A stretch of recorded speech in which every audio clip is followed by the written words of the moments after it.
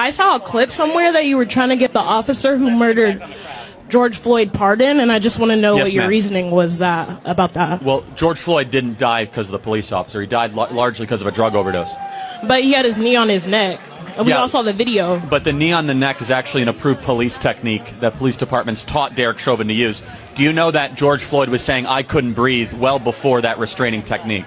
And so why'd they use the technique if he already couldn't breathe? Well, because he was actually resisting arrest, and they had to restrain him. And they restrained him in a way that they were taught to do, which is the knee on the neck technique. Okay, so when does the technique end? Like when they die? Like he said he couldn't breathe. No, I mean the technique ends when the individual stops resisting arrest. His cause of death was not asphyxiation; it was drug overdose. He had that was a part of it. Like he also had a heart thing, and he was on drugs. But he wouldn't have just died if he was standing there. Like they had his. Well, actually, there's an argument to be made. According to the medical examiner, he was drug overdosing in real time. That it wasn't because of the police officer, Derek Chauvin, that put his knee on the neck.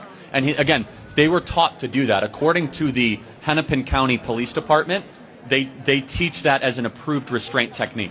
And by the way, this is just a broader point. Our whole country blew up because of this incident, and it was largely based on a lie. Largely based on a lie. We were all. What was the lie? The lie is that there was a white police officer that went after a black person just because he was black. And it just wasn't true. He was resisting arrest. Okay, but he killed him. That doesn't. Well, again, the county medical examiner disagrees. The county medical examiner in the original report. So then, why did he get sentenced? Exactly.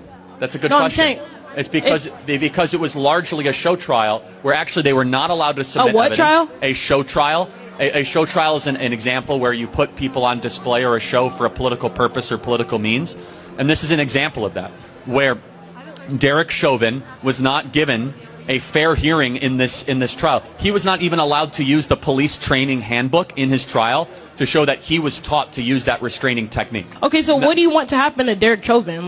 Pardon. So he's just free? What is that? Yes.